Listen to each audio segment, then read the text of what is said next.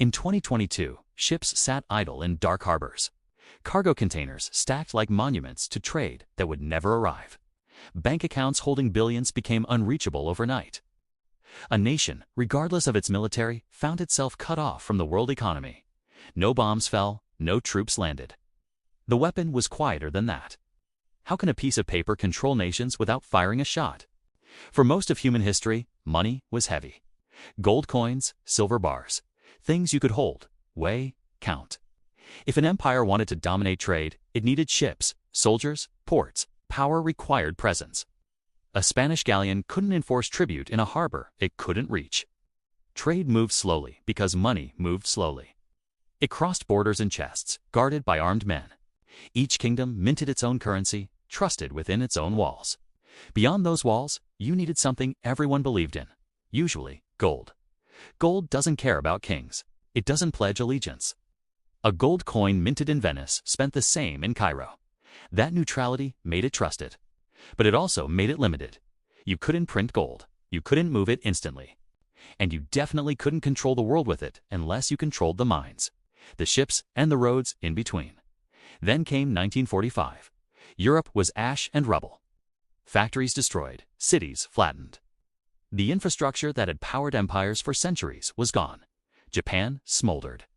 The Soviet Union had bled millions, but across the Atlantic, America's factories hummed undisturbed. No bombs had touched Detroit. No soldiers had burned Kansas wheat fields.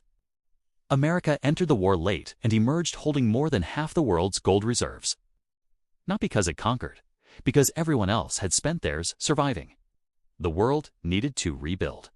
To rebuild, it needed trade. To trade, it needed a system everyone could trust. In a small town in New Hampshire, representatives from 44 nations gathered. They faced a problem older than empires. How do you create a global economy when no one agrees on what money is worth? Someone had to be the anchor. America proposed a deal. The US dollar would be fixed to gold. $35 per ounce, guaranteed. Every other currency would peg itself to the dollar. If you trusted the dollar, you trusted gold. And if you trusted gold, you could trust trade again. They called it Bretton Woods. It sounded fair, almost neutral, but it contained a hidden asymmetry. To join the global economy, other countries had to hold dollars. To hold dollars, they had to earn them.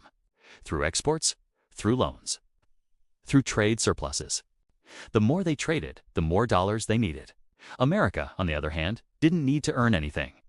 It could simply print what the world required. As long as those dollars remained tied to gold, no one questioned it. The printing press wasn't a weapon yet, it was a public service. Oil became priced in dollars. Commodities followed. International debts were written in dollars. Not because of a law, because of convenience. Because everyone else was already using them. A currency's power isn't in its design. It's in how many people need it at the same time. For 2 decades, the system held. Then the cracks appeared. America was printing more dollars than it had gold to back them. Wars were expensive. Social programs were expensive. The promise made at Bretton Woods was becoming mathematically impossible to keep. Other nations noticed. France sent ships to New York Harbor, literally demanding gold in exchange for dollars. The bluff was called. On August 15, 1971, President Nixon appeared on television and announced that the United States would no longer convert dollars to gold. The anchor was cut. The promise broken. Economists predicted chaos.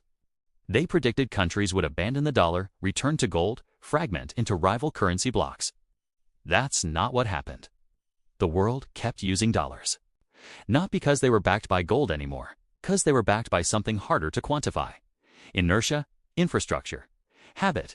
The pre-entire global system had been built around the dollar. Every computer system, every trade contract, every central bank reserve. Switching would mean rebuilding everything at once. So they didn't switch. They adjusted. They accepted that the dollar's value now floated, untethered, backed only by trust in the American economy. And that's when the dollar became something else entirely. A currency tied to gold is limited by geology. A currency backed by trust is limited only by belief, and belief can be weaponized. Here's how it works. Most international trade, even between 2 countries that aren't America, gets cleared through the U.S. financial system. A company in Germany selling machines to Brazil will likely invoice in dollars. Transfer money through banks that touch New York and settle accounts through systems monitored by American institutions. This isn't law, it's architecture. The roads of global finance run through American soil. If the United States decides to cut someone off from that system, it doesn't need to invade. It just needs to issue a sanction, a line of code in a banking database. Suddenly, that country can't access dollar accounts, can't clear international payments, can't buy oil, can't sell goods.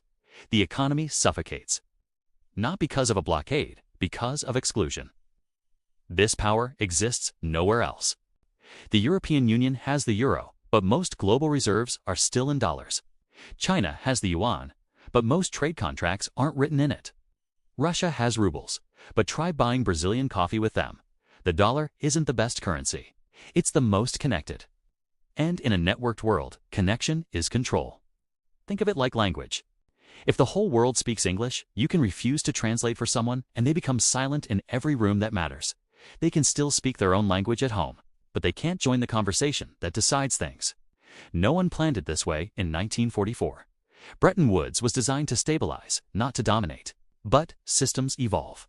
A tool built for coordination became a tool for coercion. The same network that made global trade frictionless made isolation instantaneous. This creates a strange kind of privilege. America can run deficits other nations can't. It can borrow cheaply because the world needs a safe place to park dollars. It can print money during crises without the same inflationary panic that would destroy another country's currency. Economists call it exorbitant privilege. The term was coined by a French finance minister, and the resentment in those two words is hard to miss. But privilege has a cost. It's not always for those who hold it. When the U.S. raises interest rates to fight domestic inflation, it pulls investment out of emerging markets. Currencies in other countries collapse. Debt becomes unbearable. A decision made in Washington for American reasons creates crises in Jakarta, Buenos Aires, Lagos. Those countries didn't vote in U.S. elections, but they live with U.S. policy. When sanctions freeze assets, it's not just governments that suffer. It's pension funds, supply chains, hospitals that can't buy medicine because the payment won't clear. The weapon doesn't distinguish between the guilty and the proximate. And every time the dollar is used as a weapon, a small crack forms in the trust that holds the system together. Countries are noticing. Quietly, they've started testing alternatives. Bilateral trade agreements that bypass the dollar. Currency swaps between central banks. Regional payment systems. Gold reserves growing again in vaults from Beijing to Moscow. These aren't revolutions. They're hedges. Insurance policies against a future where access to dollars can vanish overnight. But alternatives face the same problem money has always faced. Trust scales slowly. A new currency might work between two countries, but between 200, the infrastructure doesn't exist. The contracts aren't written. The habits aren't formed. And building a new financial system while the old one still functions is like changing the engine on a plane mid-flight. So the dollar remains, not because it's loved, because it's embedded. There's a paradox at the center of American power. The dollar's strength comes from global trust, but using it as a weapon erodes that trust. Every frozen account, every severed transaction, every country cut off from the system is a reminder that access is conditional, that the network has an off switch, and someone else holds it. Empires used to be sustained by armies, forts on hills, fleets in harbors, visible things. The dollar's empire is invisible. It lives in server farms and central bank spreadsheets, in the assumption that tomorrow will work like today, in the belief that the system, for all its flaws, is better than the chaos of alternatives. But belief is fragile. Armies take decades to collapse. Currencies can unravel in weeks. History is full of things that seemed permanent until they weren't. Reserve currencies have changed before. The British pound ruled for a century until it didn't. The transition wasn't smooth. It came with wars, depressions, and upheaval. There's no reason to assume the next transition, if it comes, will be gentle. Maybe the dollar remains dominant for generations. Maybe the cracks stay small. Maybe trust, once given, is harder to withdraw than it is to lose. Or maybe we reliving in the late stage of a system that survived because no better option existed. And the moment a credible alternative appears, the weight shifts faster than anyone predicts. The dollar became the world's most powerful weapon, not through conquest, but through necessity.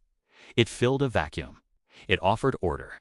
But order maintained by exclusion breeds its own resistance.